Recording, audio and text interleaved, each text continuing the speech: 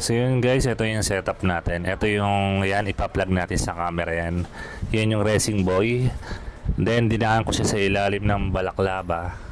Ayan, ang pinakadulo niya na yan, ikinlip ko dyan. Then tinakpan ko ng balaklava. So yun, tapos yan, testing natin na naka-close yung visor at saka naka-open yung visor. Okay, let's go. Ayan, magandang araw mga Kamor TV. Yun, for today's video, no, try natin tong Racing Boy lavalier microphone ba tawag dito. So yun, ito yung gamit natin sa Insta360 Ace Pro natin. Nung una kasi, tinesting ko ulit kasi nung una, naka-negative gain pala ako, kaya pala ganun. Medyo mahina ang pickup. So ito ngayon, naka-zero gain. Nasa gitna lang tayo between positive and negative. Naka-zero tayo. So, kamusta ang tunog? Maingay ang paligid. Nakasara ang helmet. Half face lang tayo. Nakita nyo naman yung setup kanina. Ganun lang yung setup natin. Yun. So punta tayo ng market ngayon. May susunduin tayo. Try natin yung zero gain. Then pag uwi natin, ipa-plus gain natin. Since itong mic na to, hindi naman totally nasa bibig ko talaga. Nasa lalamunan ko lang. Kung nakita nyo yung setup ko kanina, nasa lalamunan ko lang. So tatry natin. Punta tayo market. Zero gain.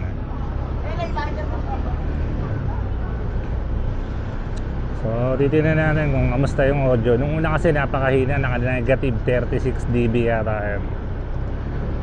So running may ang paligid 25 16 kilometers per hour. May try natin bibilisan pagka nasa open ng kalsada na tayo. So now, medyo lang muna speed natin. Pero napakaingay ng paligid. So ito, open ko yung helmet. Ngayon guys, open helmet.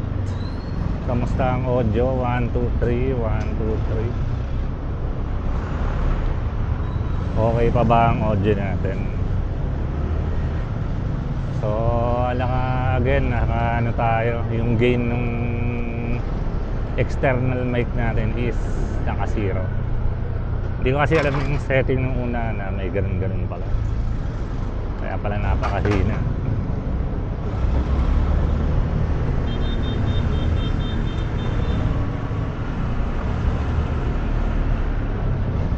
So dito pa rin tayo sa Pateros. Punta tayo ng Taguig sa market.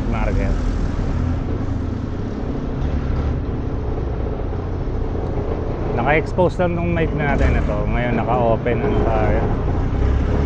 Naka-open lang yung helmet natin. Ang tanging nakasalag lang is yung balaklava natin. Close ko ulit yung helmet guys. So ayan. Close na. Zero gain pa rin. Close helmet. Running at 28 kilometers per hour.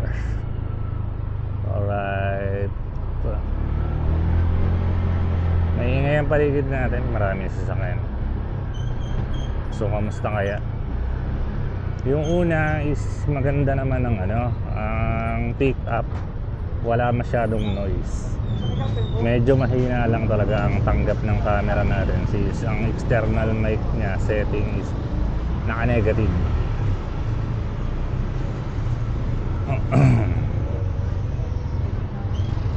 Okay, tumatakbo pa rin tayo.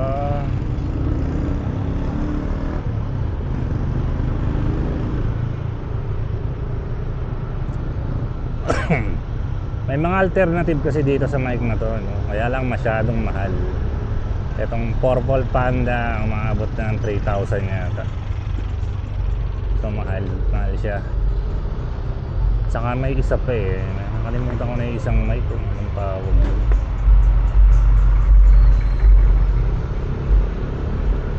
Mahal din, pero mas mura ng konti sa Purple Panda. Ang problema na sa Purple Panda, mahaba ang wire. So kailangan mo pang itago.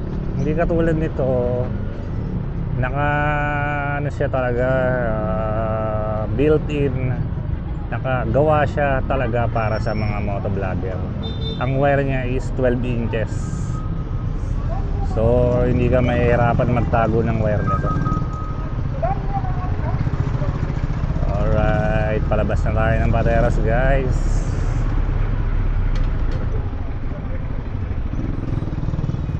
Ito na yung tulay na nag-uugnay sa ano, Pateros saka Makati.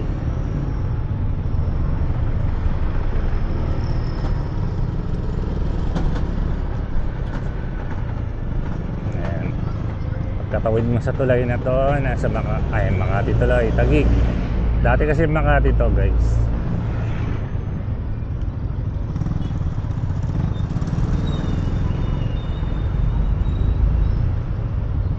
Guys, may tatawagan lang ako sa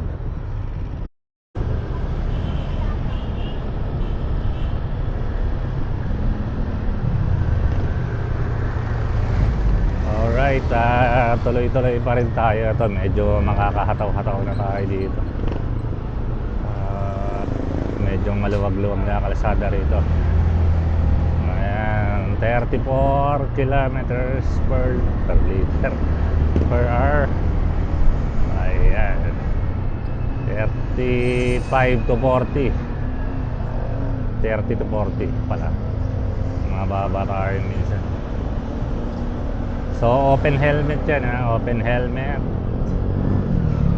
22, 34, 39, 37.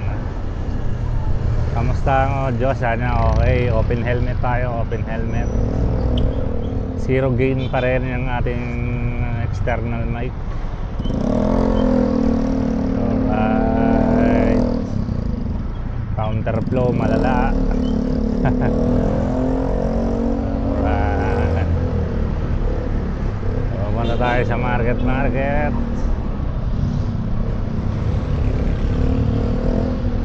Mamaya mabilis to guys. Open helmet tayo. Tinanong kung ano. Alam ko maganda ang kalalabasan nito. Dahil na-try ko na to eh. Mahina nga lang ang audio dahil naka-negative gain tayo. Alright, let's go. Uy, sabikip na rito.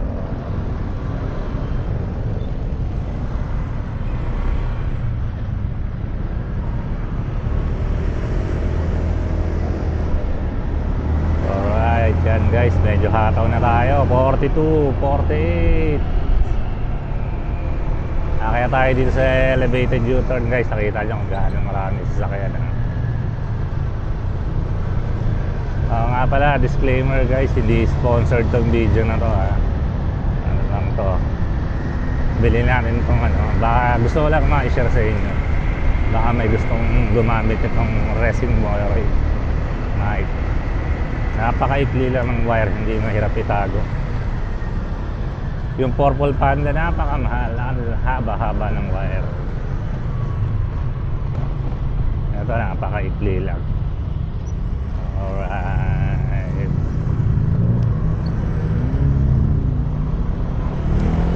Ito na tayo sa elevated U-turn. Papasok tayo ng C5. Traffic guys, hindi tayo makakataw dito sa C5. Pero grabe ingay. Pero kayang-kaya ng racing boy yan. It's liver lover boy.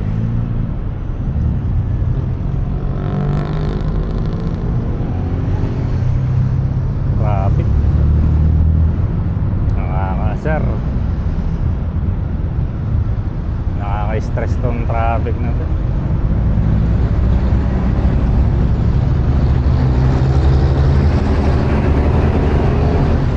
Ayan guys, dahil malalaking truck. Ayan, maingay talaga.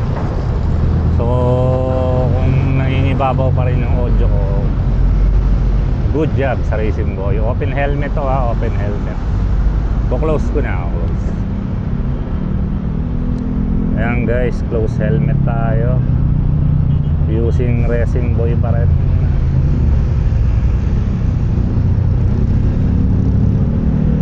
Close helmet.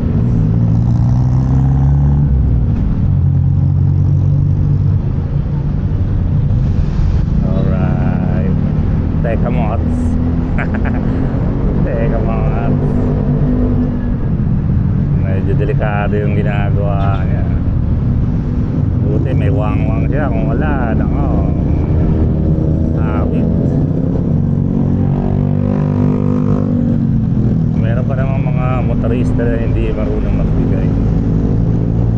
Kahit nakikiusap na naka-signal light ka at lahat-lahat, eh, hindi ka pa rin pinagbibigyan.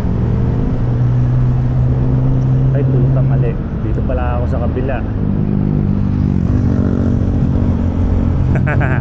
Mali, mali. Buti na, ihabol pa natin. Buti wala masyado sasakyan na ihabol ko pa. Teka mods kasi ako ng teka mods eh.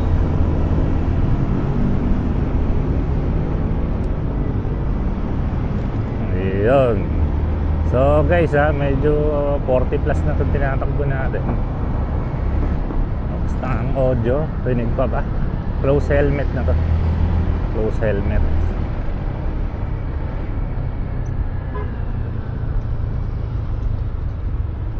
So yun, dito na tayo sa market. Asan na yun? Asan na yung susunduin natin? Asan na yun?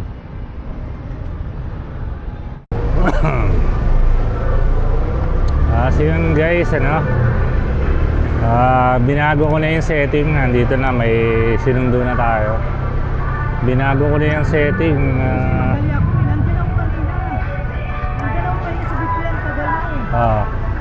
Ginawa ko ng positive 6 yung gain niya. So kamusta ang audio? Open face helmet, positive 6 gain. Kamusta kaya ang audio natin? Ay, pateros. So, pateros. Nalilito na ako. Nalilito tuloy ako.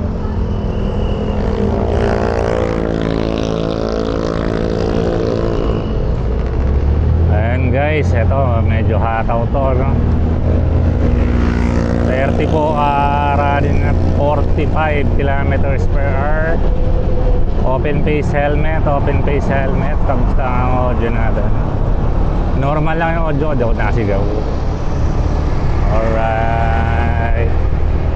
Mamaya ko-close natin yung helmet kung kamusta. Rinig ba yung wind noise? So, sakto lang ba? Alright. Close helmet natin, 50, 51. 51 kilometers na tayo per hour. Ayan guys, close helmet. Kamusta close helmet? Positive 6 gain. Alright. Racing boy. Good job, racing boy. Maikli lang ang wire niya, yun ang nagustuhan ko. Naghahanap na ako kahit hindi kahit mumurahin lang, basta maikli yung wire kasi ang hirap itago. Pero ito, goods lang, goods. Mura na. Na-eliminate pa niya yung noise. Saka napakaikli pa ng wire. Hindi makalat. Ang ganda ng setup ko ngayon. Nakasabit lang to sa leg ko gamit yung Telesin na neck strap. Kasi yun nga, hindi tayo sanay na full face ang gamit. Half face lang tayo. So naka-neck strap yung camera natin. Naka-action view siya. Kaya ganyan, wide ang kuha. So yun. Ay.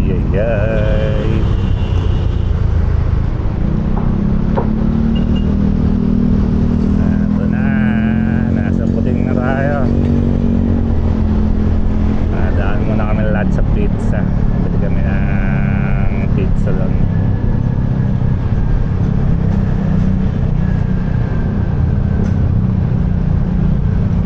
Kamusta ang audio? Positive 6 yung gain. Lahat pangit yun. Lahat sa pizza nga.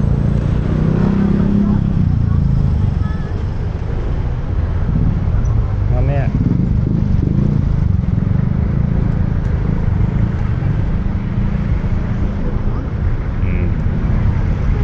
Hindi, dyan lang sa Pateros. Ayan guys, open case helmet ulit tayo. Open case.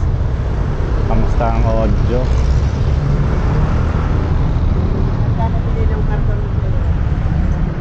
Maingay ang paligid. Kamusta kaya ang audio natin? Sana maganda, no?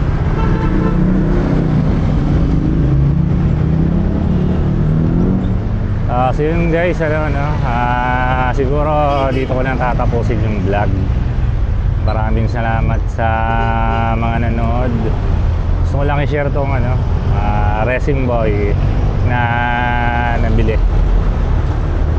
Maganda siya, quality, breaded na. Nasa 600 plus lang sa Shopee. Compare sa Purple Panda na gagastos ka ng 3,000 pesos mahigit. Mahaba pang wire, hirap pang itago. So ito, maikli lang ang wire. Parang 12 inches o mas maikli pa nga yata sa 12 inches.